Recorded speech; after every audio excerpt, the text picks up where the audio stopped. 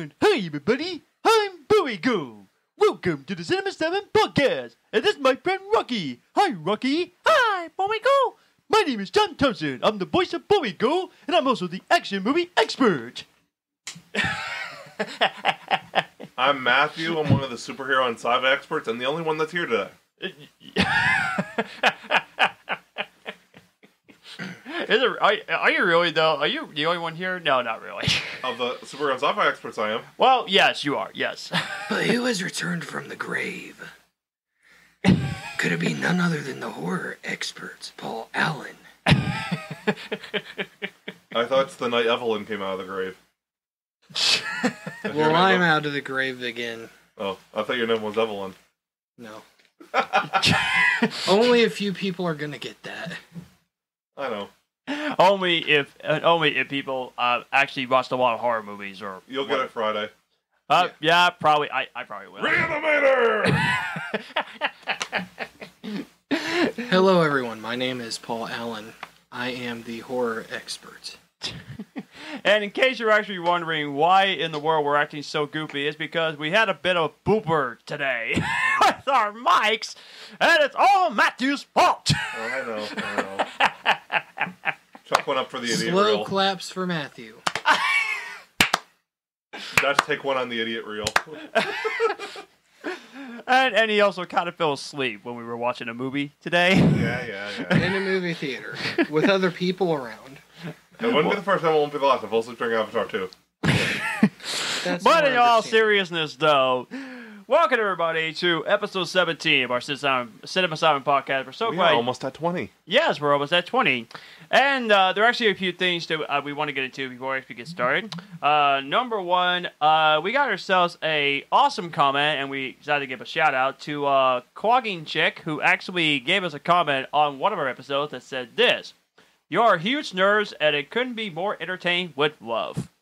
Thank you for that. We appreciate that. And that's a coincidence, actually, because we are movie nerds. No. Yeah! I think all of us here are movie nerds. Really? Yes. Who could have ever guessed? But in all seriousness, we thank the nerd you. Rule. In all seriousness, though, we thank you for your comment. We definitely appreciate that. And to all the people that have been listening to our episodes, we thank you for that. We absolutely appreciate that. And second... We nerd out about it.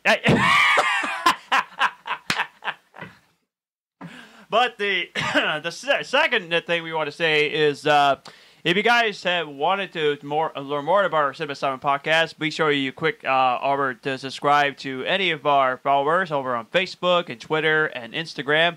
And if we get to, I believe, 100 followers on Twitter and 500 downloads, we get to give away a Blu-ray of Avatar. The Yes, first we one. do.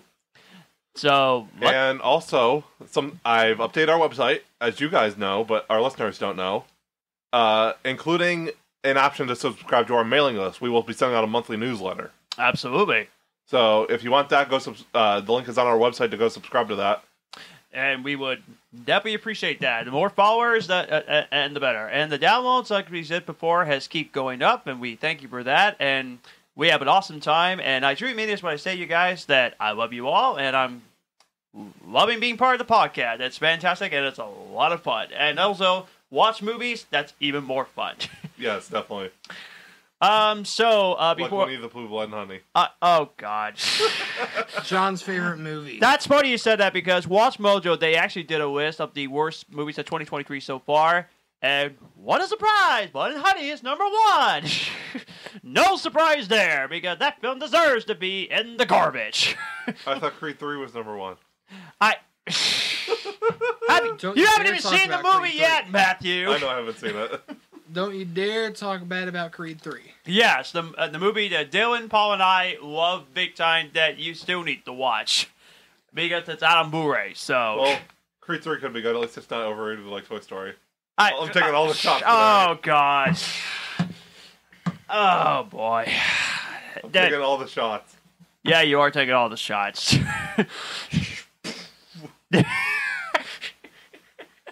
And that one goes to the squirt bank as well. Dylan, if you're listening to that.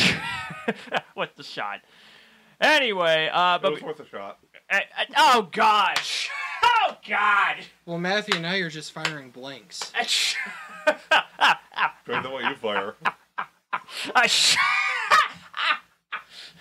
That was another blank. It doesn't even make sense. No, it really does I'll not. explain when you're older. It does not. No, it does not. Oh, jeez.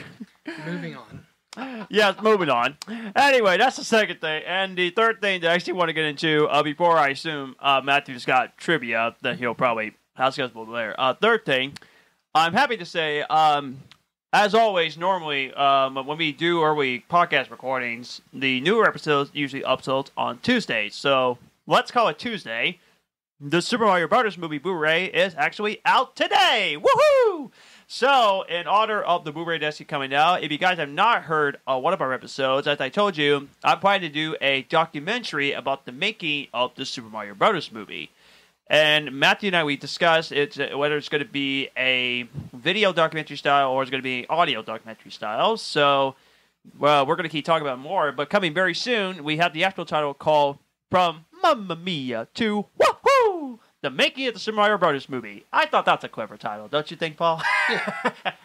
So, anyway, more information will be coming very, very soon about the upcoming documentary, and stay tuned for more information. All right, Matthew, you got any trivia that you can stump us on? But first, like us, comment, subscribe, give us feedback, Yes, all that good stuff. absolutely. Okay. What month of what year did Transformers first appear? Ooh, like actual movie? No. When it first appeared on screen. Oh, So the TV show. okay. Ooh, I think the first season came out in '85. Came out in '85. Oh, jeez.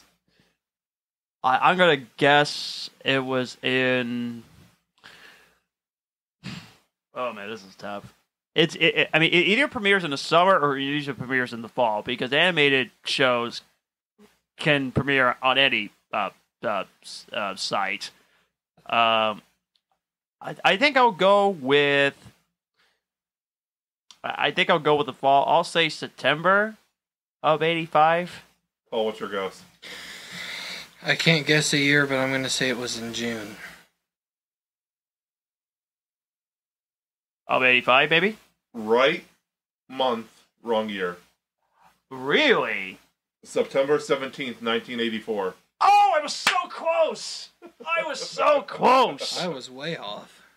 Wait, what year did you thought it was? I didn't say a year, I just said He was too June. chicken to say a year. Oh, Why guess whenever I know that I have no idea?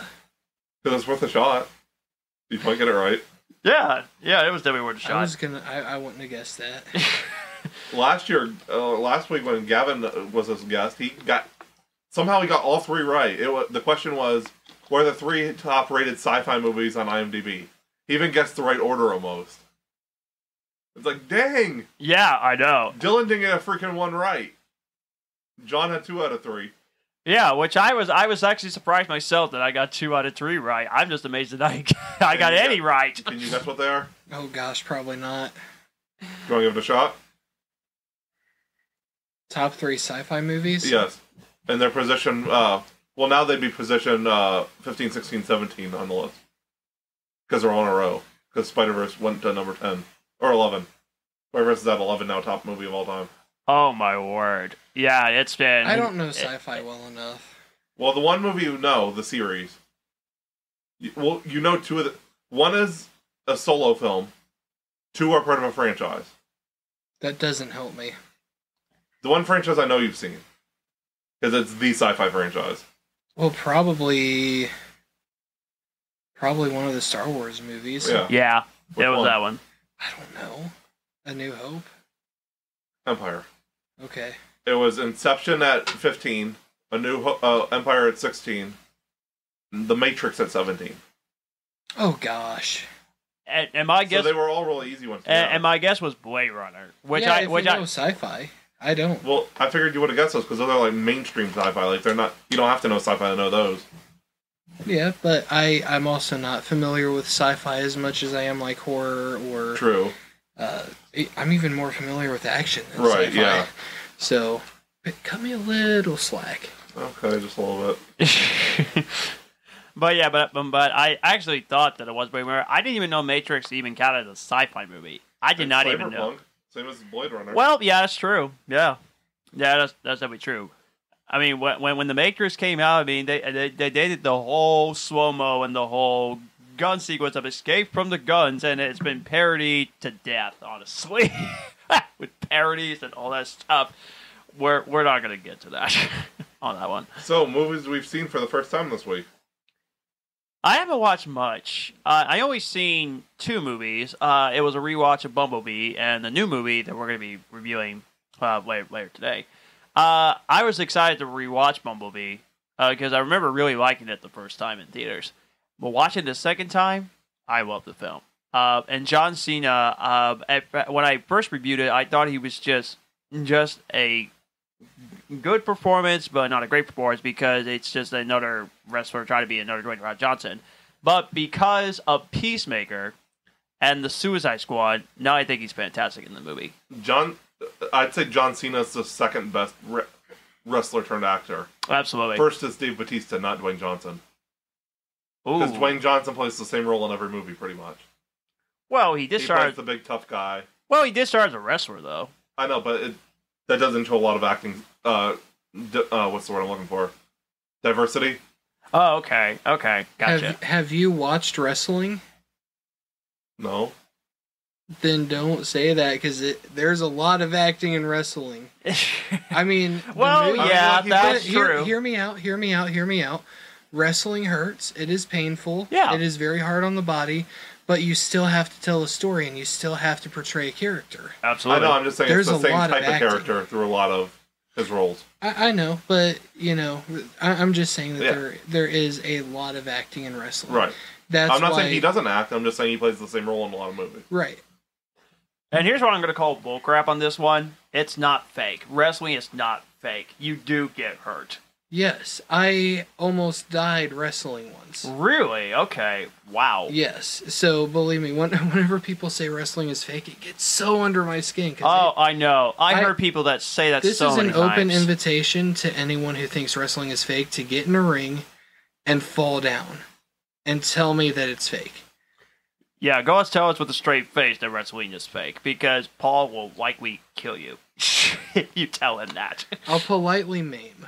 Yeah, he'll pull out his serial killer mask and politely kill you. I'll be a gentleman. Yes, he'll be a He'll gentleman. feel the full force of the wall on top of him. Well, yes, I can totally see that. Actually, I can totally see that. Is there anything else you watched?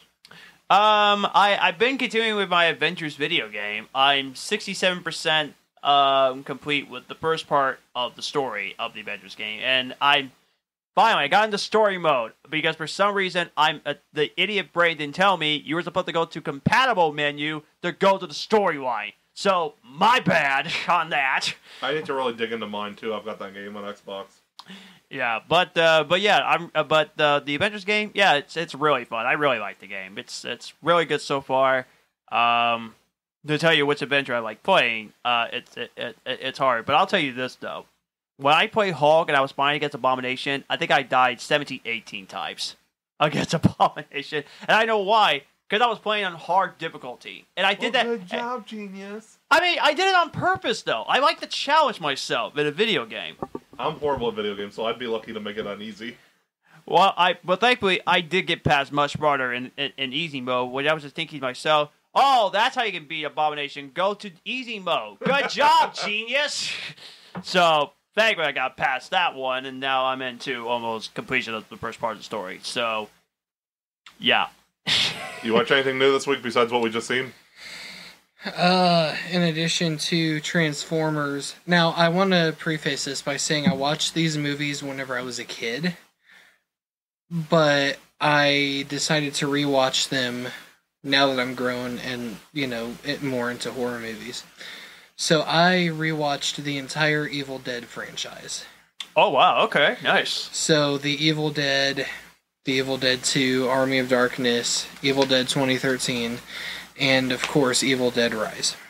So all of those movies are fantastic. To see the progression of the quality throughout the franchise was really cool. I enjoyed them.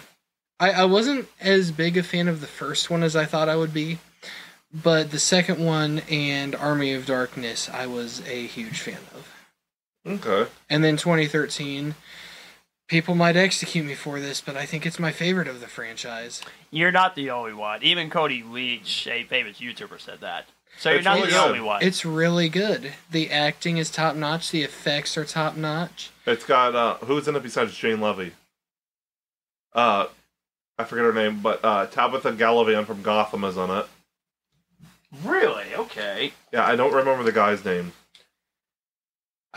I will say, after my rewatch, Evil Dead Rise is not as high on the list as it originally was. Ah, okay. I still need to see it. It's still really good. Don't get me wrong, but there's two things it's missing: the Sam Raimi touch and Bruce Campbell. Now, granted, he has a voice cameo. And he wasn't in 2013. He had a cameo in the 2013, but Evil Dead Rise, it missed those two things, and I feel like those two things did kind of hurt the movie. Excuse It me, made but it Bruce not the Campbell same. was not in the movie. He just had a small voice role. That's kind of an insult. It I mean, is. if you're going to put the big lead actor in your franchise, then at least don't do just voice. Just put it in the cameo and even in the sequel. That's my suggestion. I personally think that we will see the Ash Williams character again. And I think it could even be the next Evil Dead movie. Right. Either that or revive the Ash vs. Evil Dead franchise. Or TV show, series. yeah. It was amazing. I watched some of that as well, for the record. I thought you finished it. No. Okay. Season 1, yes. Okay. But yeah, but this was kind of reminds me when Bruce Campbell. I mean, the fact that it wasn't an insult that he didn't even show up in the sequel, Evil Dead Rising. That's kind of like the whole. This character didn't show up in Scream 6. The original actress. It was Neve Campbell, yeah. Yeah,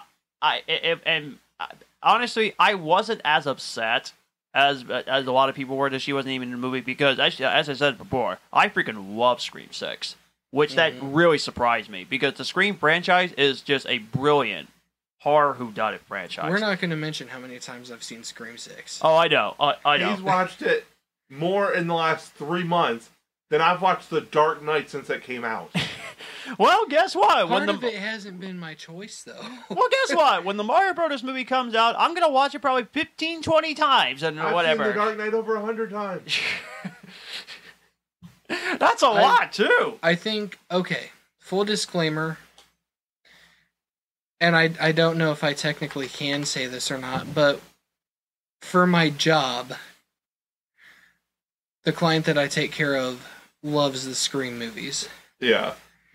And so whenever Scream 6 came out on Paramount Plus, that is like all that he has wanted to watch. I'm not even joking. Wow. It's almost like he's more obsessed with it than me. That can happen to lots of people. That can happen. He has excellent taste, I'll say that. Well, I say But I've I seen say it- my movie taste is good too. I've seen it now over 100 times, which is insane. Why are considering it you just laughing, came out. Matthew, about my movie taste? It's not that horrible. How I think How you have dare- excellent taste in movies, buddy. thank you, Paul. Thank you. I appreciate that. Thank you. See, how dare you, Matthew? How dare you? But yeah, besides the new one, Matthew. I know you watched Invisible Man, didn't you? Yes. And what'd you think of it? It was really good. Nice. And I rewatched all the Transformers movies, including Bumblebee. I had never seen The Last Night before. That's considered the worst one. Yeah. Just wait till we do the list. It's not actually my worst one. I mean, most people say Revenge of the Fallen is the worst one. So, I didn't even rewatch that. I didn't have time. So that's the one I skipped. well, you know what? I guess that's actually a good thing. Yeah. The Last Night wasn't too bad. Well, I'm glad you probably have about Paul got it. Did you get it? No. Skillet. The last night. Fudge me, man. Because I freaking love Skillet. Oh man, I feel so terrible now. Wow. Yes, I'm a Skillet fan, and I didn't even know his own pawn stack comment. But yeah, that's what I watched this week. We'll get into our Transformers rankings in a little bit. Yep, absolutely. But I got a quick funny story to tell, and it has something to do with last week's podcast. Well, a couple of things. One, we apologize for the audio quality of Matthew that you didn't quite hear. Now, unless you wore earbuds and you were able to hear Matthew, that's great. Wait, what? On last week's episode, when I was hearing the podcast back, I couldn't quite hear you in that episode. Can you hear me now? Now that your mic is on, yes. But I'm going to make a theory that his mic wasn't on last week. But anyway, that would explain it. I'm an idiot. But anyway, that's the one thing. And all we can say is it happens to everybody when we do the podcast. We make mistakes, and we make up for the mistakes by doing better. So, can you hear me now? Unfortunately, yes. But I'm just gonna start holding the mic like this and yelling into it.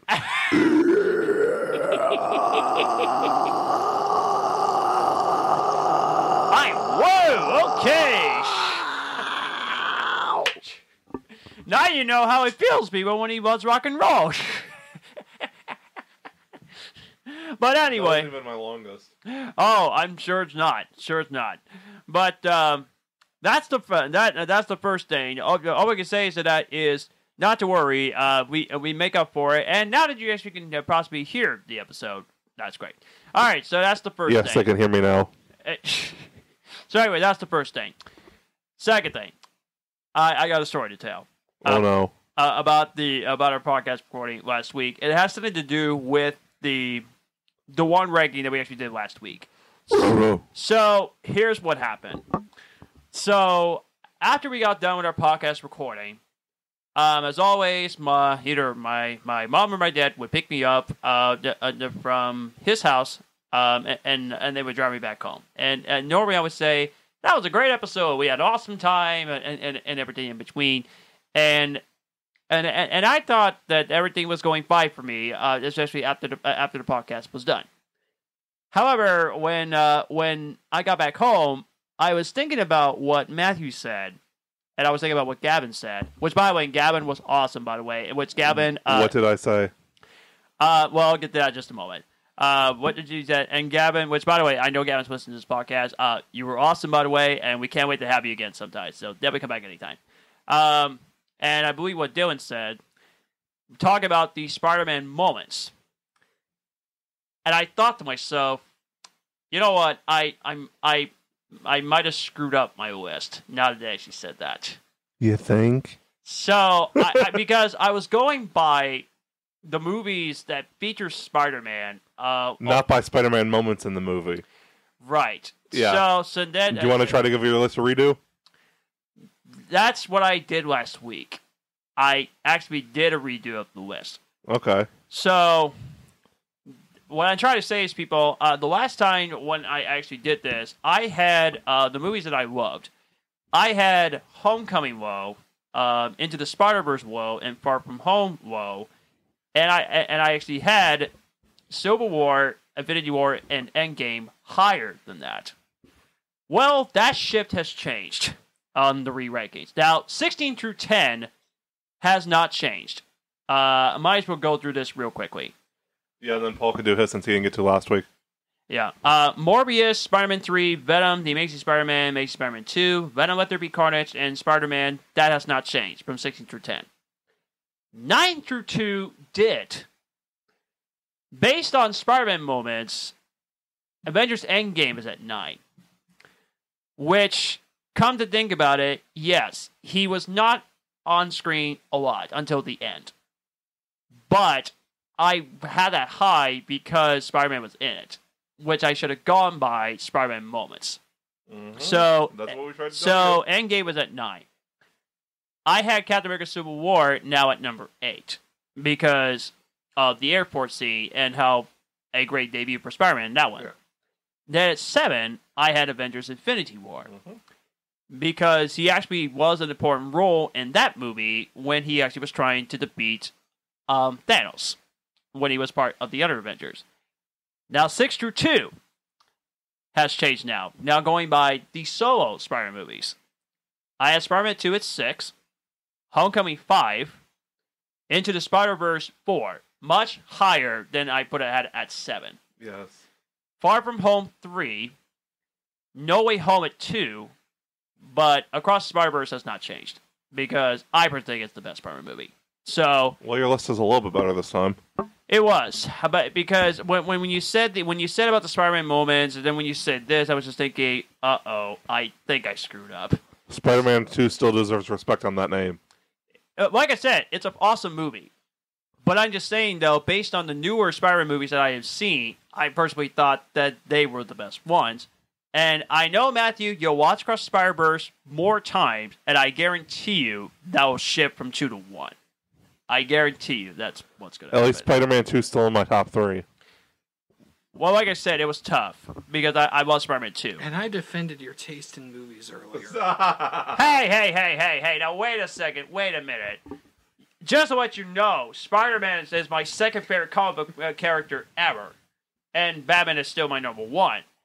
And you have to understand, the reason why I had the Tom Holland movies and Spider-Verse higher than the classic is because I thought the plots were better than Spider-Man 2. And I was going by the action, what meant to people, and how people are going to remember these movies. So, Spider-Man 2 is already remembered. it is very remembered, but I personally think that Homecoming through Across the Spider-Verse is even more remembered. But at least you said that my list was better a little bit, so... Paul, you want to drop your list real quick? Yes. I'm going to assume Morbius is last. I'm only doing the main Spider-Man movies. I'm Okay, not gonna- see, I mean, when you said put Morbius on there, I was thinking, oh, great. I only watched 10 minutes of Morbius. Are you at least going to add in like the Avengers movies featuring? Nah. No. Just to tell you, that I thought Morbius... And that is simply to piss Matthew off. Oh, that wasn't my idea. That was Dylan's idea to put the Avengers movies in there. Yeah. Simply to piss Dylan off. Yeah. And just to let you know, you weren't missing much on Morbius. I thought it was okay. It was good. But the end credits scene was pathetic. It was better than Homecoming. Okay, so No, it was not.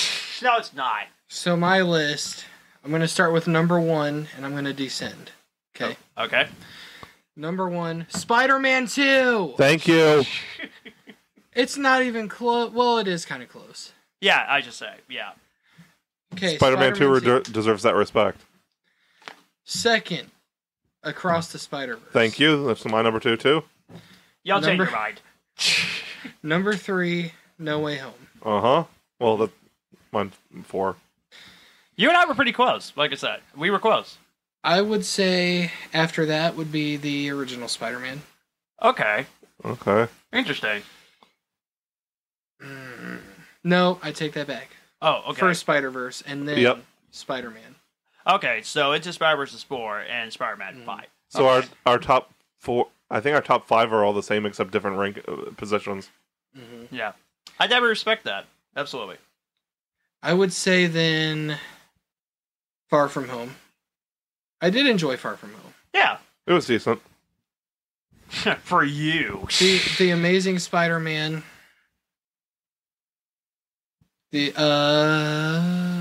The Spider-Man 3, The Amazing Spider-Man 2, Okay. and Homecoming And last. and last. Uh-huh. I want to say after saying all that though, There's not a bad Spider-Man movie. I was gonna say it. Yeah, Turd. I know exactly what you're going to say because we discussed this before.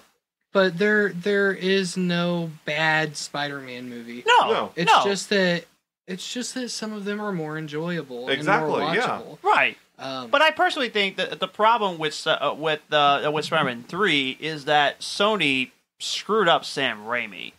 Because apparently Sam Raimi, he did not want to put Venom in the movie. But Sony said, we need to put him in the movie. But even Sam Raimi admitted, I don't know much about the Venom character yet, so I don't even put him in the movie. But they said put him in the movie anyway. So Sony and Sam Raimi, I mean, they were like cautiously fighting, like they were like in a fist fight. Which, to be very honest with you about Spider-Man 3, I do love the film, but I thought it was very messy. With the Venom character and also Gwen Stacy, I thought it was just fan service. I didn't think that she should have been there. Which is the reason why I actually thought Amazing Spider-Man 2 was actually better, because I actually thought they handled the villains much better. Even though there were like 2 or 3 villains, I thought they were handled much better. But I'm sorry, I still do not like the ending when Gwen Stacy died. I still do not like that. See, the thing That's is... in a pivotal comic moment. The thing is, Andrew Garfield's Spider-Man had already lost someone. So I feel like it was an unnecessary death. Thank you. Yes, to exactly. An extent. Yes, To an extent. yes. Because it's also a major point in the comics, though. Right. And I think that combined with a line from No Way Home is going to give us another Andrew Spider-Man movie. I'd be so on board with that. But I don't want it to take place after No Way Home. I want it to take place after The Amazing Spider-Man 2. Right. And I'll tell you this: if there is going to be Amazing Spider-Man 3, and Amazing Spider-Man 2, it actually could move up a little higher, possibly, if there is going to be Amazing Spider-Man 3, because it actually will make me respect the ending a little bit more. And here's what's fun. I want to see that vengeful Spider-Man that he Andrew talked Garfield about. talked Yeah. about. Yeah, and here's what's funny. There was a scene that was cut, and it was the fact that Mary Jane was going to show up in the movie. And yet they cut it. And honestly, if they would have shown the Mary Jane character in The Amazing Spider-Man 2, I would have gave this ending a lot more respect than I actually would have could. But because of Sony, that didn't know what they were doing at the time, they decided to cut it off. So I was like, okay, and I kind of want to see the director's cut. I want to see that scene be back in the movie. Well, now that I forgot to mention this when we actually did the episode, I actually have a theory for Amazing Spider-Man 3. Since they're gonna introduce Mary Jane, it's the Divergent series, Shailene Woodley. Shailene Woodley, She was supposed to play Mary Jane. What I want is him to Gwen to appear especially since No Way Home happened. If it's after No Way Home, I want another Gwen to appear from the multiverse, still played by Emma Stone. I want him to get to say to her all the stuff that he never got to say his Emma Stone, his Gwen, to get closure. Like, even I don't want them together. I want him to get closure, and then at the end of the movie, he meets Mary Jane. I'd be on board after he gets the closure. I'd be on board with that because let's be honest. I mean, Spider-Man. I mean, he delivers some very emotional stories and everything, and that's what makes Spider-Man so great. Is the emotional of Peter Parker, because you gotta remember, you're doing two things all at once. You're trying to be a regular person and then try to be a superhero. Do you know how freaking hard that is if we tried that in real life, if that ever happened? That would be too difficult. Not that Matthew's ever given that any thought. I cannot confirm or deny these opinions. Well, yeah. But yeah, I mean, Across the Spider-Verse, man, wow, it's been unbelievable how they've been doing good at the box office and how people have been going to see this movie. Oh, man. When I was in college, I may or may have not have done a paper on the Real Life Superhero Project. Interesting. That would have been cool if you did. And there were some hot takes that the class was a little bit not a fan of. Oh, no. Oh, no. High school story that he probably will not share. I won't share this. Okay, I didn't think so. I want to get to one more thing before we actually do get to our review. A quick prediction. I predict that the Cross Spider-Verse, it'll probably make, at least for me, $500 to $600 million. I gotta feel that's how much it's gonna make. I feel like it's gonna go over 6. It's going over. I'm just excited for the sequel. Oh man, and I'm so glad it's not gonna be so long. March of next year. And that's if the writer's strike lets up. And all, Oh, I know. I saw. and it will not be 4 movies. Beyond the Spider-Verse is the end of the trilogy. Okay, I thought so. Yeah. Because I think it was Dylan that said it was going to be 4 movies. Oh well. it's- Gavin said. It Oh, was Gavin was. Yeah, yeah, But yeah, it is the end of the trilogy. I've seen it confirmed. Okay. Which that definitely sounds right. I mean, as much as I love Miles Morales, which we are going to get more Miles Morales in the live action. And the live action, which I'm very excited about that. But they're already still confirming some spin-offs of the Across the Spider-Verse movies, which Spider-Man Noir with Nicolas Cage, hopefully. Please make that happen. That would be awesome. Nicolas Cage was great. It's happening, and we just don't know if Nicolas Cage is in the role. Oh, okay. Well, it's going to be a TV show on Amazon Prime. Really? Yep. Ooh. I'm so I get so excited for more Spider-Man content. I'm like, yes, let's go. This is a good time to be a Spider-Man fan. Absolutely. It is. Yeah. Really. Yeah, absolutely. And let's not forget the games that we've gotten. Oh, the Spider-Man games! On I love those games. They're so good. I'm so excited for the sequel coming out. So you've played the first Spider-Man game on PS4. Oh my gosh, I played it twice. How long did it take you to beat Doc Ock in the final battle? That was a hard battle. I didn't die many times, actually. I was able to, which, by the way, I think I also played it on hard level, I think. And I was able, and the reason I did this is because I wanted to upgrade my spider powers and everything in between. And guess what? It worked! Paul just got disrespected. You can upgrade the... Yeah, I unlocked all the costumes. Well, that explains why it was so hard. I never upgraded. Oh, I pretty much I beat the whole game, and then I played the DLCs, and I was able to get all the costumes, all of the gadgets, and now I feel like the most powerful Spider-Man ever. For the most profitable and popular superheroes, Spider-Man and Batman, now's the best time. Mm-hmm. You got Across the Spider-Verse. You got maybe Toby and Andrew coming back for more movies. You got the Spider-Man PlayStation game. Batman, you got the DCU Batman with the Brave and the Bold. Yes. Next week, we got Michael Keaton and Ben Affleck playing Batman in the same movie. Oh, man, let's go! We got Robert Pattinson. Potentially Christian Bale. We got Robert Pattinson's whole universe. I'd be freaking out if Christian Bale showed up. Mm-hmm. I would be freaking out. We got Robert Pattinson's whole universe. I mean, there's going to be spin-off shows and possibly 6 movies. And we got don't forget the Cape Crusader animated series going to Amazon Prime, which is made by the Dream Team of the guy who did Batman the Animated Series in the 90s, Bruce Timm. No. J.J. Abrams.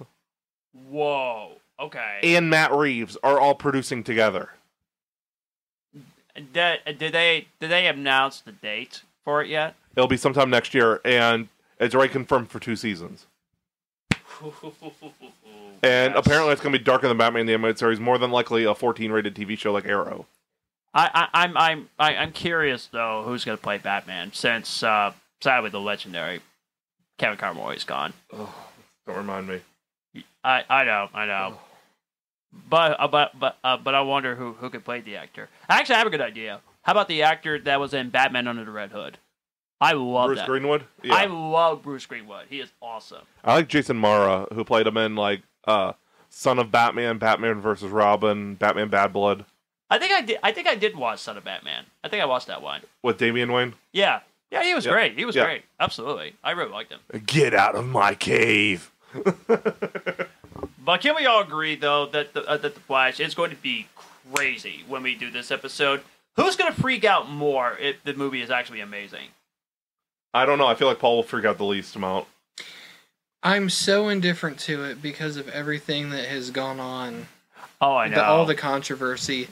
I think that it'll be a good movie, and I will give it the respect it deserves for that reason. Yeah. But I'm not psyched about it. I'm okay. I'm neutral. Yeah. Because you're more of a Marvel person than you are DC. Purely because of the controversies. Right. But I heard, even with controversy aside, I already heard a few YouTubers who love this movie. Sean Chandler, one of my favorite YouTubers, loved it from beginning to end. Zach Pope loved the movie. Cody Lee thought it was a good movie. He gave it 4 out of 5. I'm already people saying that it could be one of the best or greatest comic book movies of all time, despite the fact that I heard that according to Rotten Tomatoes, which I mean it's not accurate, but I heard that some critics says, "Oh, I don't like Ezra Miller. so I'm giving a negative review. Yeah. Without even seeing the movie. Yeah, That's dumb. that happened with another superhero movie. I believe it was Black Adam. I don't like superhero movies, so I'm giving it a bad review. That's not a critic review. That's not a review. I mean, okay, you don't have to like Ezra Miller. Okay, you don't have to like him, but You need to go into the movie unbiased if you're going to review it. exactly. Just watch the movie without even talking about the comments about the actor. You can't say, "Oh, I do not like the actor," and then just give it a negative review. That's a bunch of BS. Just review the movie. Just review it. If you're a critic and you go into a movie with a bias, you failed as a critic.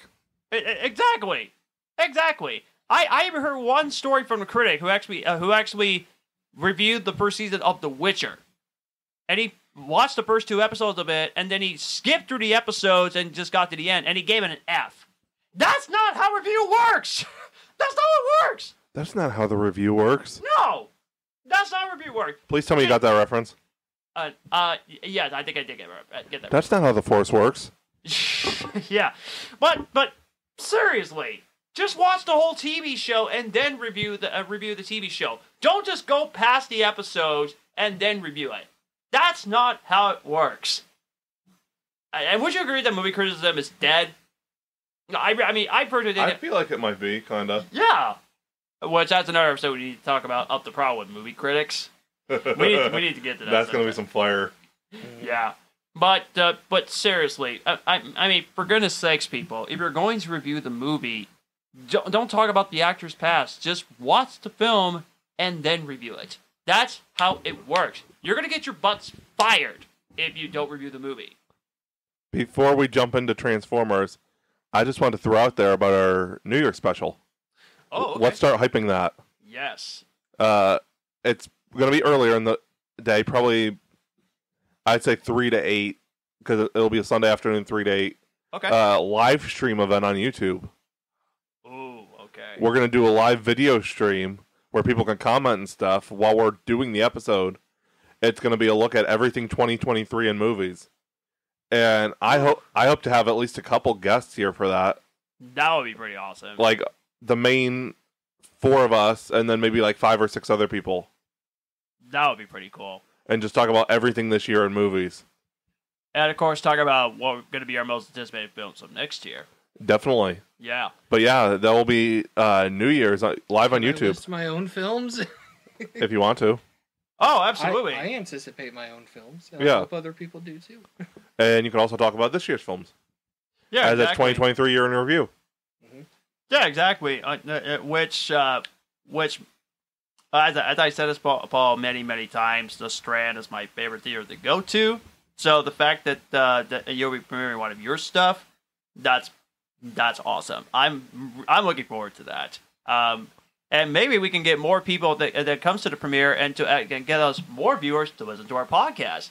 That would be awesome. We're definitely going to hype the premiere on the podcast. Yeah, absolutely. And also get more people to listen to our podcast too. So a little bit of both. That would be really cool as well.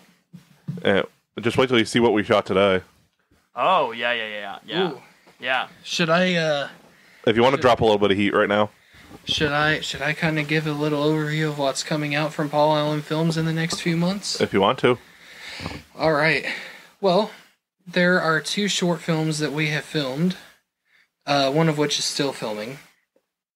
But one is called My Devotion, which is also being adapted to a feature length that will come out next year. The short film should come out sometime in August. There are still a few scenes that we need to film for it. But today, literally just today, we filmed the follow-up to The Recovery. And there's so much that I want to say about it, but I can't because I'll spoil it. Let's just say this is some straight heat. The only thing that I can say about this is that Recovery is not always positive. It is not always a happy ending. And I think that it is important that people see this side of Recovery, because it is a side that I have seen, and my hope is that people will be inspired to turn away from those things that can quite literally kill them in an instant. That's definitely a good story to tell. Absolutely. I feel like once you get it ready, we should post some screenshots on the podcast page. Because we got some hot screenshots. This was some good camera day. Oh, yeah. We got some hot shots.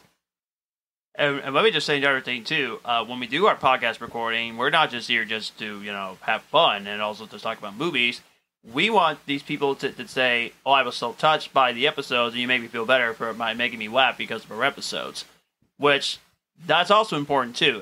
What's important is to make people feel better about themselves after they listen to the episodes. Never be afraid to reach out to us if you need help. Absolutely. Well, we will do our best to help. Yeah, absolutely. And that's the beauty of our podcast, is we now get to hang out and talk about movies and also just spend time with each other. But we didn't get these downloads and streams just for curiosity. They downloaded because they loved our podcast, which is awesome. And because of the support from all of us here on the podcast, either if it's just 3 of us or 4 of us, even if it's just 2 of us with me and Matthew one time, we are still having fun doing the episodes and just enjoying it. And honestly, people, I mean, that's the beauty of doing the podcast, is to just enjoy it.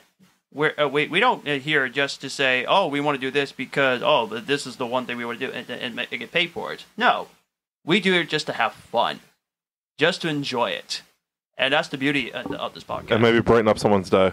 Yeah, absolutely. Definitely to bring everyone's day. So we hope you bring up makes you feel better for this episode. So it's awesome. I love it. So what did we think of Transformers 5? Or why did I say 5? Rise of the Beast 7, technically. Yeah. We hate Transformers 5. Well, which no surprise there. Okay, I'll tell you this.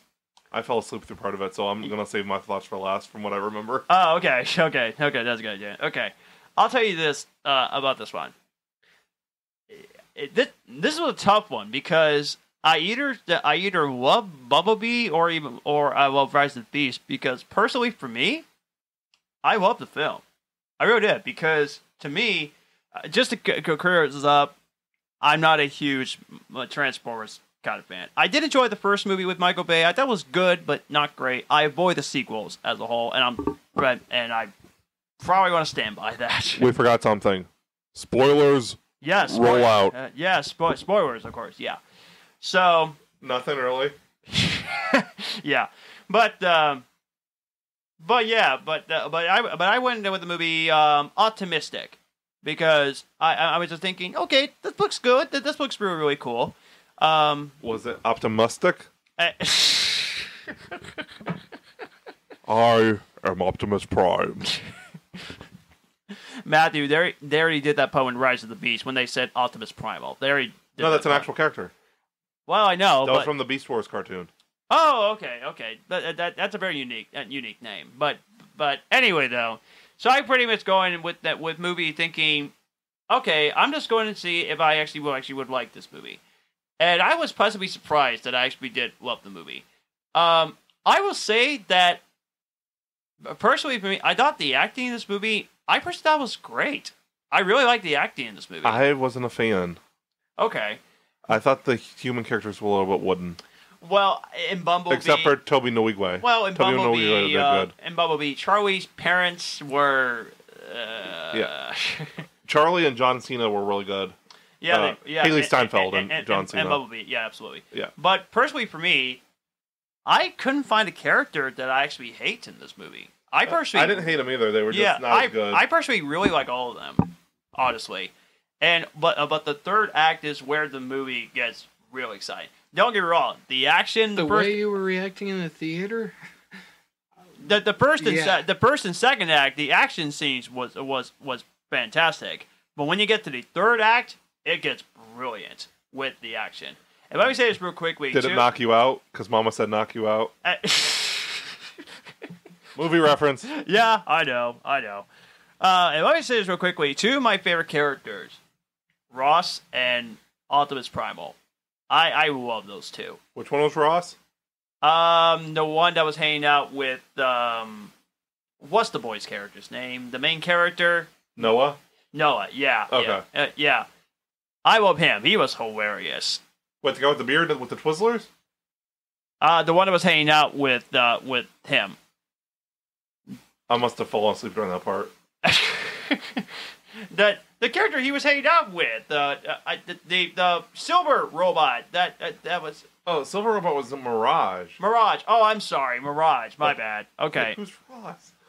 Okay. Oh, okay. I thought he said Roz. Okay, it was Mirage. Okay, my bad. Mirage. I made a mistake. I'm sorry. I Mirage. got so confused. I was like, did I fall asleep for that much? Okay, sorry. Mirage. And Optimus Primal. I love these two. They were my favorite characters. I'm still a fan of Cheetor. Yeah, I mean all the Transformers were great, including the Infamous Optimus Prime. He was great too. I've got a sad story to tell. Oh no. Transformers have gotten so easy for kids, like they don't have to think anymore. Old Transformers toys were hard to transform. I never figured out how to transform Cheetor. I've had it since I was like 6 years old. Oh my word. I still have not figured out how to all the way transform it. Oh no. I gave up like 6 years ago, and yeah, I still have not figured out how to transform it. That's bad. That's really bad. Now all you have to do is push a button and it transforms for you. Well, yeah, that would have been a better suggestion, but No, it doesn't make kids think. Well, no, it doesn't. I wish it was easier for you, so you would figure out how to build this thing. But personally for me, I really love the movie. I'm trying to figure out which one I love more. Like on the plot level, Bumblebee was better, but for me, characters wise, I thought this movie was better. So I'm very mixed of which one I actually like more. And honestly, I feel like the Transformers movies, in a positive way, does not feel like Michael Bay directed. Which, thank God for that, because we know how difficult that director can be. Remember, you still got to rank them even though you haven't seen them. I want to see how much you get it messed up. Oh God, I'm gonna have a hard time if I ever watch the sequel. So yeah, God help me. You got to rank them anyway, even though you haven't seen them, because yeah. Yeah, I know. This is gonna get our numbers up. I'm gonna advertise this that you're ranking them without watching them. Yeah, I know.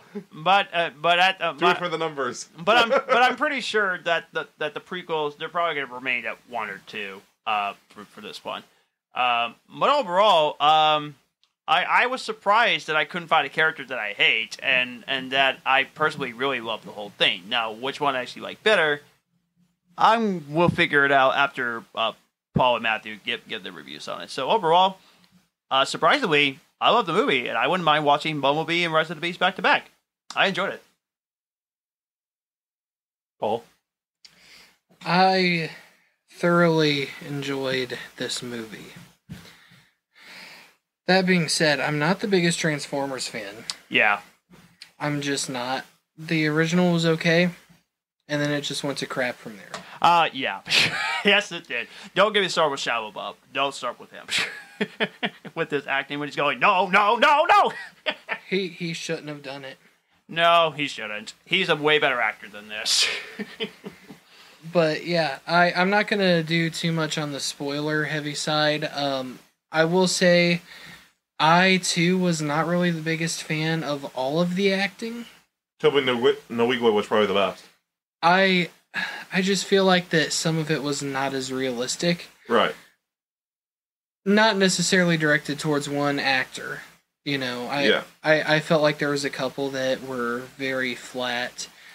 I recognized the actor. That was the main character. I recognized him, but I didn't know who it was. Toby Nwigwe was the one with the Twizzler. Okay. He's a rapper. Oh, that's why. Okay, that's why he looked familiar. Yeah, he's actually involved in the Christian scene a little bit. Oh, okay, nice. Like nice. he is a Christian, but he's not like a Christian rapper. Oh, okay. Oh, gotcha. Okay. But needless to say, you probably would have liked a little bit more acting much better with that main character. That's my guess. Mm-hmm. Okay, gotcha. Okay, but the robot still was pretty awesome, though. Yeah. Yeah.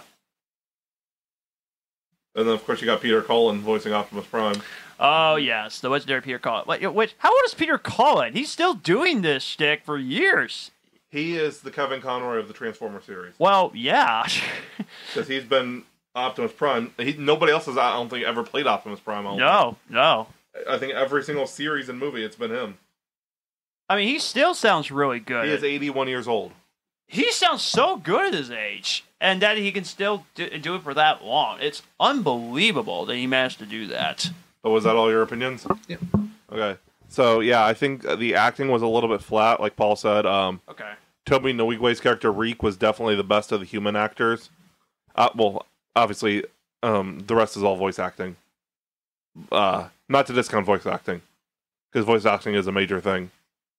I feel like Optimus Primal is my new favorite of the newer characters. Was my favorite because I didn't get to see much of Cheetor, even though Cheetor was my favorite on the Beast Wars cartoon. And obviously Scourge is terrifying. Yeah, he was. And then we got Unicron finally, who was in The Last Night. If you haven't seen Last Night, no spoiler warning because it's been out for 5 years. Yep. But yeah, Unicron, we've got to finally see an actual thing, not just a couple pieces of metal hiding beneath the earth. Yeah, it was set in 1994, which was a bit weird. Well, I I feel mean, Bumblebee was set in '87. Yeah, I feel old now. And then you're going to the '90s. Yeah, Because that's the year I was born. yeah. Which come and think about it, I probably like Bumblebee a little bit more because of the '80s nostalgia. The soundtrack was a lot better for Bumblebee. Yeah, and the '90s. I mean, it was more of a Hip-hop. hip hop and rap kind of style, right? Yeah, we got Bon Jovi and stuff like that in Bumblebee. Yeah. So come and think about it, I like Bumblebee just a little bit, but Rise of the Beast for me was really close. The special effects were better for the most part in Rise of the Beast, I feel. Right. Some of the CGI was a little bit shaky. I felt Okay. kind of it just felt kind of clunky, and I actually didn't see any shaky visual effects or CGI. when some of the Transformers were moving, it looked a little bit rough. Okay. But yeah, that's what I got. What do we give it rankings? We got to talk about the ending and also the oh yes, the credit scene. That's interesting that they want to do a crossover of G.I. Joe. That is very interesting. the Hasbro Cinematic Universe. Yes, which I heard one reviewer, Zach Pope, he said that he did not like the way it ended. That they decided to do a cinematic universe of G.I. Joe. So I got a question. Okay. They showed it in the movie via T-shirt. Since Power Rangers is now owned by Hasbro, are we going to get a Power Rangers versus Transformers movie? Oh. Yeah. No. Honestly, You think it's just going to be G.I. Joe and Transformers, and they're going to stop there? Maybe. I actually would be on board with that. I don't think I would be, honestly. Really, Yeah. because I know how much you love Power Rangers. Yes, I do. I don't like Transformers as much, so Hmm. it would disrespect Power Rangers to me. I don't know. I personally would be on board with it because since the I'd give it a shot, but I wouldn't be as happy. Because since I love the film, the Power Rangers movie, I kind of want to see a crossover. What would you rate it? I got a 5. I will give it a full 5. Because I did love the whole thing. I give it a 4.5. Paul, what do you got? I gave it a 4. Okay. So yeah, we definitely recommended that you guys go out and go check out this movie. Now John's got to rank them. I know. Whatever. This is gonna be fun. You don't have to. Yes, he does. This is gonna be funny. Don't let Matthew pressure you. And let me just say this real quickly too about Rise of the Beast. That I will tell you there's one problem, and it's not the movie plot or anything like that. It's in the same weekend as the Cross the Spider-Verse. I think Cross Spider-Verse will be number 1 for the second week by the time I think so, yeah. by the episodes start recording. And Transformers, it's not going to do well in terms of opening weekend. It's going to do well. It'll probably make maybe $75 million on opening weekend. I don't know. I think 2 of the Transformers have made over $1 billion. it did, but I don't see this movie crossing $1 billion. I don't either. Maybe maybe 700, 500 million, maybe. 750,000 or 750 million. I mean, Really? Okay. I feel 750. Okay. I mean, because personally, I do like to see where they can go from here because honestly, I'm kind of excited for more Transformers movies because there are 2 movies that I actually really like. Yeah. So, if I do the rankings quickly, is that I've only seen 3 of them. Yeah. Michael Bay's Transformers movie 3. And I think I'll play Rise of the Beast at 2 because I love the 8. You got to rank all of them now. I know. But I'll put Rise of the Beast at 2 because I love the nostalgia and the storytelling in Bumblebee. So I'll put Bumblebee at number 1 because honestly, the scene where Charlie got to hug Bumblebee, Yeah. I will admit, I got pretty emotional when I actually saw that scene because it's like Bumblebee. He felt like a lost puppy. So that's 3, 2, 1. How do you rank 2, 3, 4, and 5? Even though you haven't seen them. Well, I know they're gonna be 4, 5, 6, and 7. I heard Dark of the Moon was considered one of the better sequels in the Michael So you have Bay that at number 4? Yeah, I'll probably go with that. But oh god. But if I had okay, actually, maybe Transformers 4 could be 3 or 4, depending on what I think of the movie. It will depend. But if I have to go with 5, this is where it's probably going to be rough because both these films are considered. You got 5, 4, and 2. Oh, 5, 4, and 2 because most of these movies are considered terrible. But I think. I mean, I kind of like Mark Wahlberg, so I'll probably put that movie. He's in 5 and 4. 5 and 4. Okay, I'll probably put Age of Extinction on that one over The Last Night and Revenge of the Fallen. Okay, that's not too bad. Yeah. So I'm hoping. Pretty decent list. So I'm hoping I'll get that rankings right, but that could change if I ever watch these movies. Like you want to try to rank them real quick? I thought that's why I'm here. Yeah, I Yeah. didn't know if you were going to rank all of them because I didn't know if you'd seen all of them. I've seen all of them. I grew up on this. Okay. Okay. Yeah. So pretty much that's probably where the rankings would be as of right now. Maybe that would change, but again, God help me if I do survive. Yeah. These movies. But all right, Bob. What do you got? Last place, The Last Night. Figured. After that, I would say Revenge of the Fallen. Figured. Okay. Then Age of Extinction. Okay. Revenge of the Fallen. I'm sorry. Dark of the Moon. Yeah. I'm looking at the list and yeah. Yeah. Dark Side of the Moon. The first Transformers movie. So far, same rankings. Almost, yeah. This is Actually, where I think it has been the same. Yeah, it has been the same. my top 2 is quite difficult It is. Yeah. It is. because I didn't rewatch Bumblebee. Yeah, I did. Currently up to you, Pop. I would probably say because I like the other characters that were in this more. The other Autobots Yeah, and the new the Primal the characters. Maximals.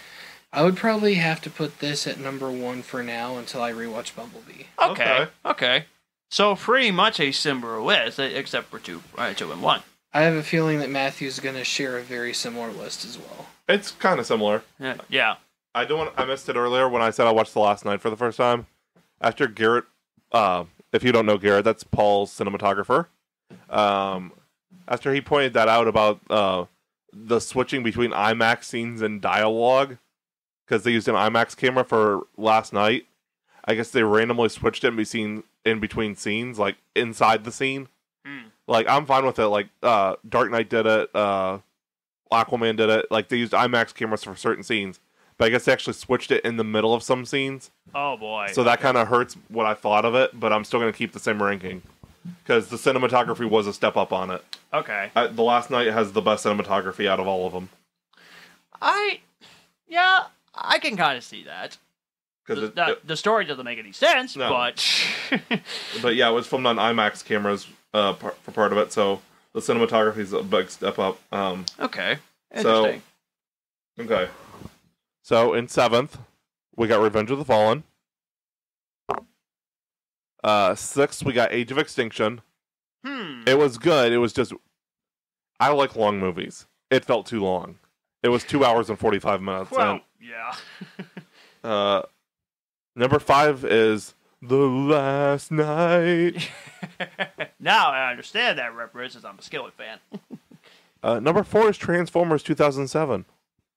Okay. I actually have Dark of the Moon at number 3. Okay.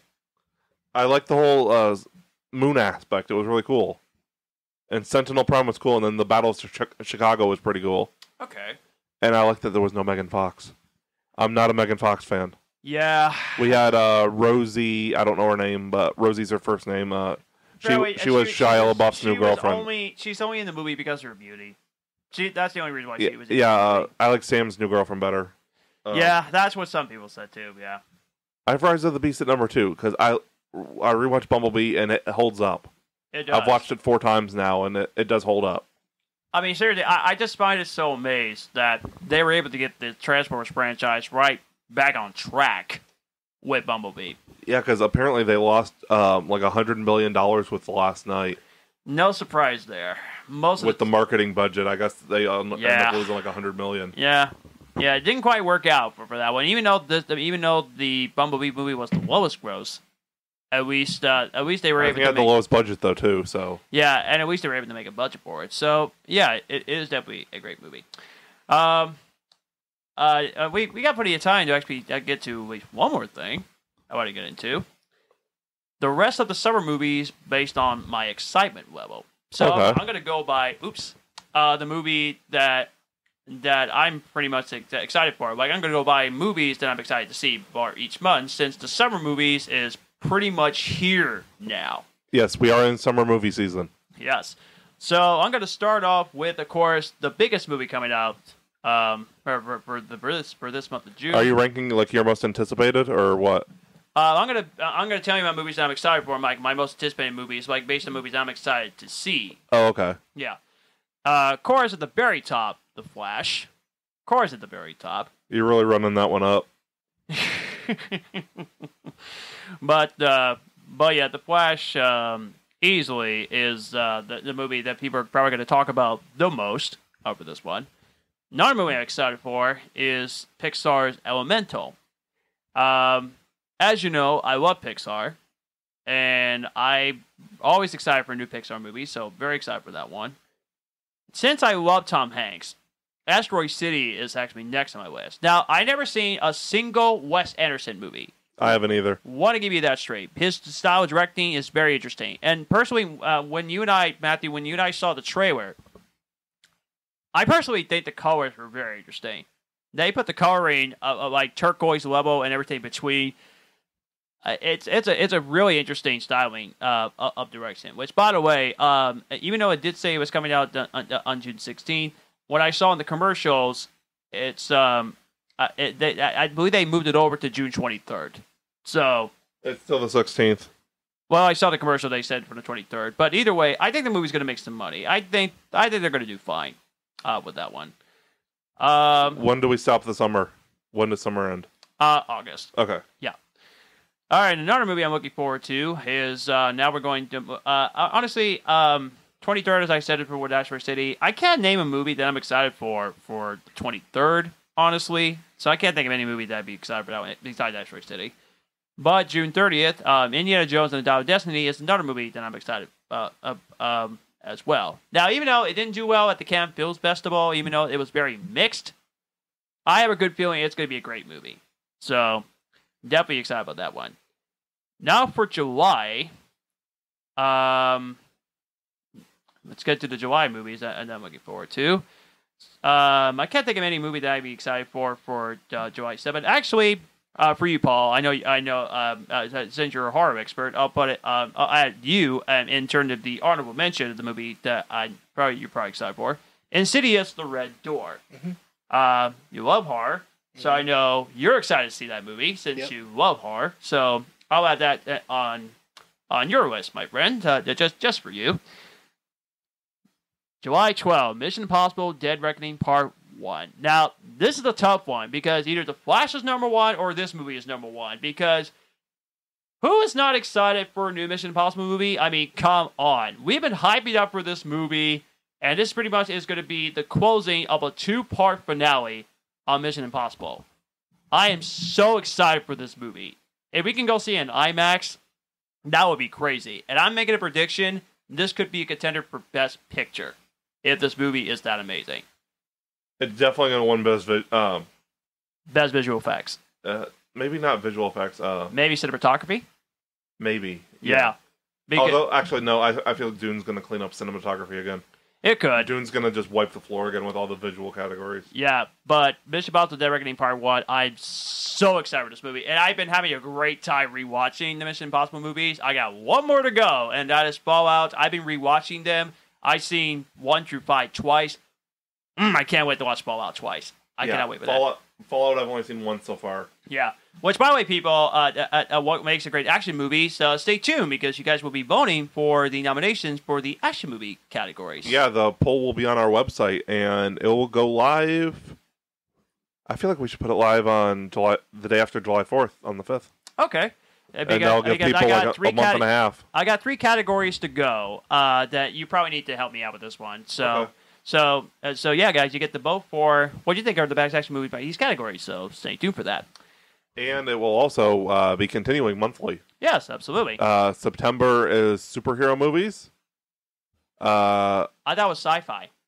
We moved it because of premieres. Oh, okay. Power Rangers anniversary is in September. Okay. And Doctor Who is in November. So we moved it for this year. But sci-fi September is still a thing. Okay. Horror movies in October. And then sci-fi in September. Okay. So, yeah, guys. November, sorry. Yeah, that's right. So, anyway, guys, yeah, stay tuned for some upcoming voting that you guys can vote on which movies is your favorite. And we'll talk about it. Next one on the summer movies I'm excited for. Of course, Christopher Nolan's Oppenheimer. Now, I know some people say it's the least anticipated movie, but what I've seen in the trailers and in the cinematography and in the acting, this movie could be a winner. Cillian Murphy is getting nominated for Best Actor. Yeah, he probably might. Because, honestly, I know that one of our good buddies that works here, who loves history, he told me he's really excited for this movie. Yeah, Jacob is really excited. Yeah, and come on, people. It's Christopher Nolan. You got to be excited for a Christopher Nolan movie. Nolan. Yeah.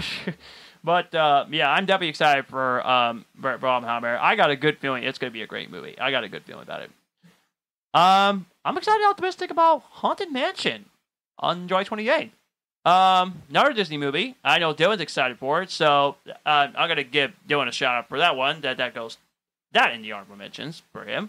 I still need to watch the original Eddie Murphy movie. I know he loves it. I need to watch it for myself. But I'm kind of optimistic for this movie. I got a feeling it's going to be a good, clean, family, fun, scary movie, even though it's going to be PG-13, which it's kind of weird. But then again, Dr. Dolittle was PG-13, and it's a family movie. What are the odds of that?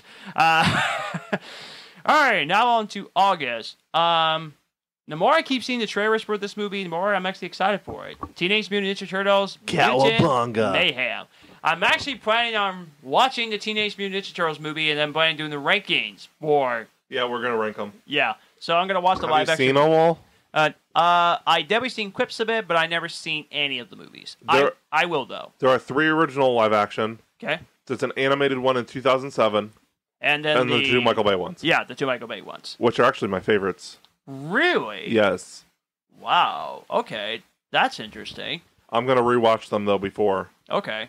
But yeah, I mean, I'll probably like those because of the 90s. Of course, I grew up in the 90s, and I personally think some of them hold up pretty well for a 90s Teenage Mutant Ninja Turtles. I'll give you my favorite quote from the 2014 one. Okay. Give me the camera. Oh, look. He's doing his Batman voice. Okay, that's pretty awesome. Okay, so I'm actually constantly pretty excited for this movie, and personally, I love the animation style. I know it's very Spider-Verse. Yeah, exactly. And which since the Into the Spider-Verse was incredibly successful, they did it with 2 animated movies from last year. the bad guys from DreamWorks and Puss in Boots: The Last Wish from DreamWorks. They did the same animation style, which they look really beautiful. So I need to watch those a lot. I don't know why I'm actually saying this one, but Make 2 The Trench. Yes. Okay. I'm going to call this one an action movie. Jason Statham versus a shark. I mean, yeah. I know it says on Wikipedia it's a science fiction action horror film, but honestly, it's probably going to be dumb, stupid shark action fun. it's gonna be. I guess it's gonna be more of a horror film than the first one. Well, still, it sounds like it's going to be a fun, stupid movie, and who doesn't love Jason Statham? Who doesn't love him?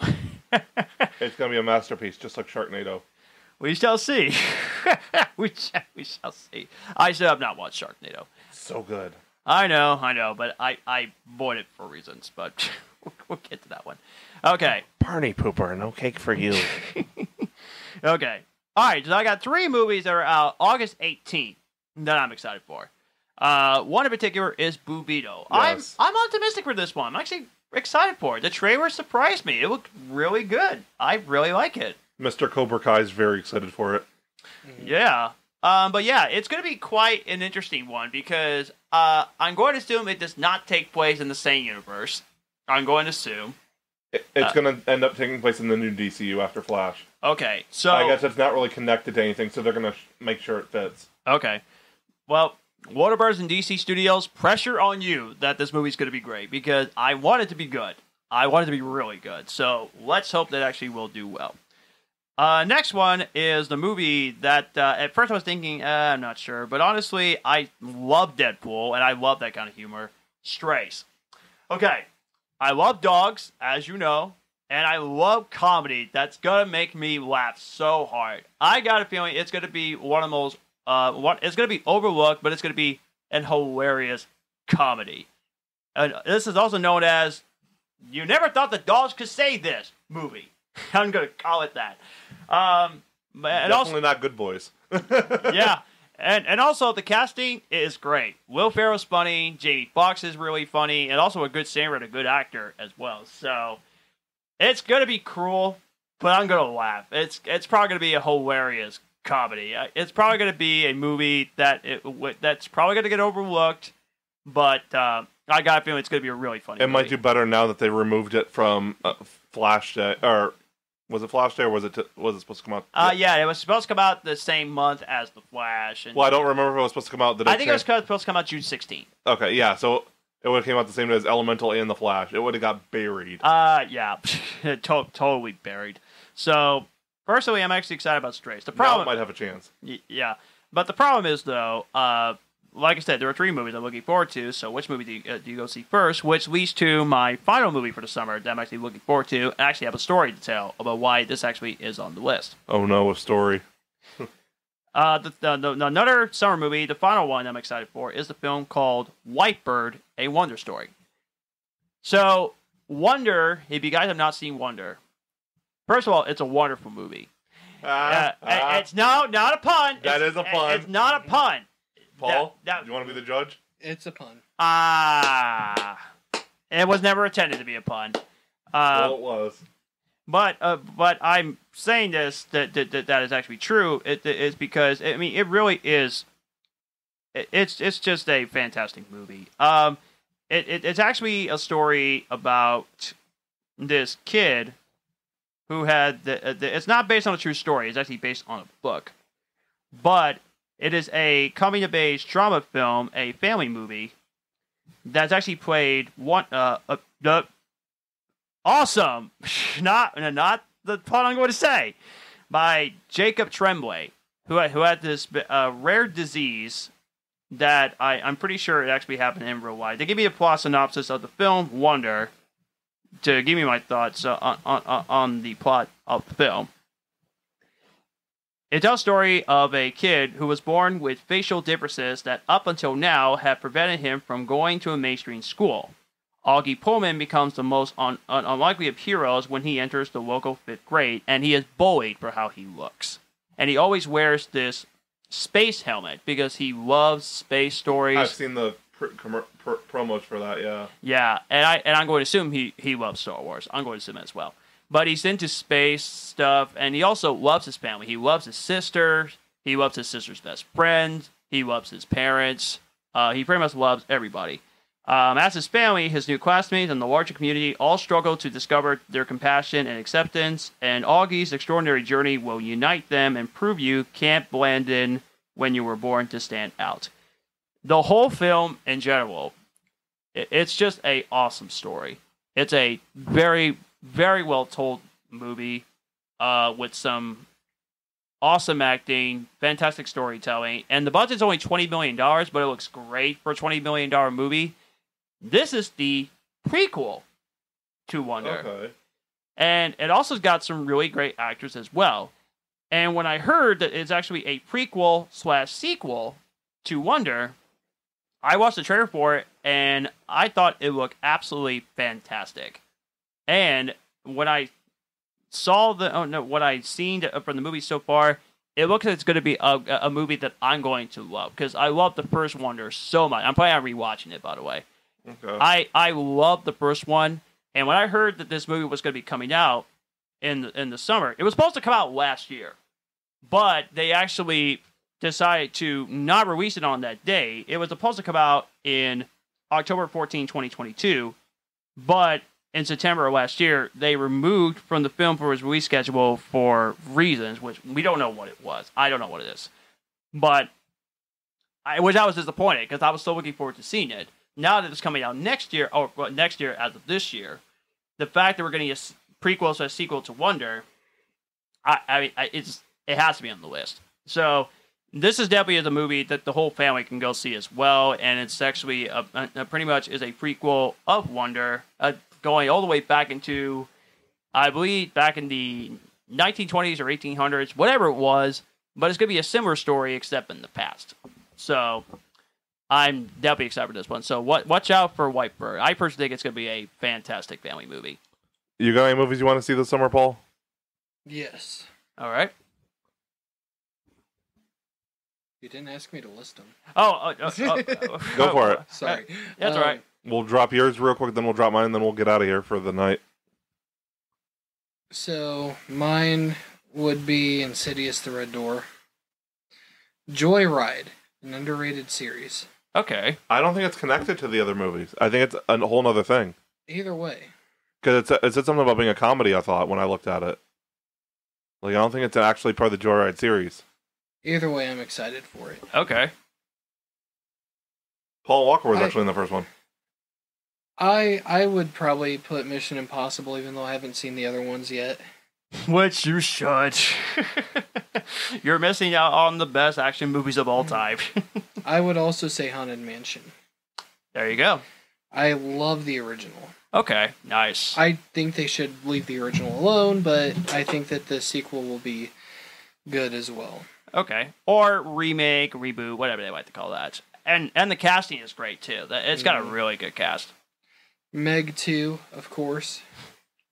I still need to watch the original. I need to watch that. I'm going through the list here. Blue Beetle, purely because of Cobra Kai. Yep. Vacation Friends 2. If you haven't seen the original, please see the original. It's so funny. And is that connected to the National Lampoon's Vacation series, or No. is it something else? Okay. And then this is cheating a little bit because it's in September, but I am also excited for The Nun 2. And for those who hate on the original Nun Yeah, movie, I know. You love the original. Yeah. I do. I want none of it. Well, I personally liked it. So, yeah, that's my hot take of the day. Well, there you go. I've got, obviously, The Flash. Absolutely. I'm not that much of an Indiana Jones fan. I'll watch it, and I'm kind of excited for it, but it's not near my top. Okay. But I know you'll be gone when the movie comes out. Yeah. Mission Impossible: Dead Reckoning. Absolutely. Duh. Yeah, exactly. Oh, where would you put? Which one are you excited more for, The Flash or Mission Impossible: Dead Reckoning? If you have to choose just one. With all the cameos and the fact that they're blurring out certain scenes from the things showing in theaters, certain scenes are getting blurred out so people can't spoil it. I'm excited for The Flash. That's a good point. I'm excited to see what exciting stuff they're going to bring in this movie. Mission Impossible. Yep. Oppenheimer. Yep. Even though I'm not a fan of the story, it's my least anticipated Christopher Nolan movie in a while. It's still going to be legendary. Yeah, and It's Christopher Nolan. and the cinematography is unbelievable. This one a lot of people don't know about. It's called Sympathy for the Devil. Okay. It's listed as an action thriller and supernatural psychological horror. Huh. Okay. It's got Joel Kinnaman and Nicolas Cage. Really? So Joel Kinnaman, this plays into the action part. He's his wife's getting ready to give birth, and he's on the way to the hospital. A mysterious guy gets into his back seat with a gun and points it at him and tells him to drive. Oh my. But I'm calling it now. I think the twist is Nicolas Cage is actually the devil. Ooh. Because he has red hair and he's wearing a red suit coat. Okay. So I think that would make a lot more sense. with it being a supernatural horror and it's called Sympathy for the Devil, I think he actually is the devil in it. That would make sense because he is Nicolas Cage. Yeah, Nicolas Cage put Dracula and the Devil in the same year. Yeah. Renfield was the name of that movie. Yeah, I've not watched that yet. I really want to see it. Ninja Turtles. I think it's going to be really good. Yeah, I think so too. Meg 2. Blue Beetle, obviously. Yeah. And I'm surprised Paul didn't mention this one, The Last Voyage of the Demeter. I don't even know I haven't heard of it yet. Guess what? We're watching the trailer as soon as this is done. Okay. Because you're going to really enjoy this. Is that in the horror category? Yes. Okay. Nice. Okay. It looks absolutely terrifying. Okay. But yeah. Yeah, that's what I got. Yeah. But yeah, I gotta tell you, I personally think that this year as a whole, as Gavin said from last week's episode, I really think it's been a great year of movies so far. There's been some fantastic movies so far. They're really trying to step their game up after COVID ended. Since COVID, we had a crappy couple years with movies. Absolutely. We had some good movies, but there wasn't a whole lot. So they're really trying to pump out some solid ones this year. And there's some big hits from movies at the box office after COVID. I mean, No Way Home from 2021 made $1 billion. And then The Batman did really good. Yep, The Batman did really good. Top Gun Maverick. Super Mario Brothers movie did really well. That made $1 billion. But yeah, we're finally getting back into people going to the theaters and having successful box office movies, which is great. This is cinema! Yes, it definitely is cinema. But I think that's all we have for this week. Absolutely. Guys, thank you so much for listening. And always remember to please follow us on all of the media on Facebook, Twitter, and Instagram. Like I said, let's get more followers, more downloads, more listeners. Please remember to listen to us on Amazon, Spotify, iTunes. We're pretty much available anywhere. Next week, the big one, The Flash. And then we're going to count down what we think are the best DC movies of all time. Top 25, and those include direct-to-DVD animated movies. That's going to be tough. It will be, but it will be so much fun. Oh, absolutely. So, and actually, that's actually really good. That we're actually possibly going to do it on a after. You won't be able to make it to Thursday night showing, will you? No, we're going to go see it Sunday afternoon. Okay, that'll be perfect if we can do it on the afternoon recording. That would be good. We could just do it right after after we go. The movies come back here and record the episode. So, spoilers. It's going to be pretty much a long episode, which I'm all for it. It will be a long episode. Absolutely, there's going to be so much to talk about. Yeah, absolutely, and hopefully, hopefully, maybe Gavin can join us. That would be really awesome. Maybe he would be able to join us, and of course, Dylan and the rest of the gang. So, come join the fun of our next week's episode. It's going to be awesome. So. Yeah, God bless you all. Thank you so much for listening. And as always, Paul, it's glad we got to be part of the episode of the podcast once again. And definitely looking forward to seeing you soon, my friend. Absolutely. So thank you for listening, everybody, and we'll see you all next week. Goodbye.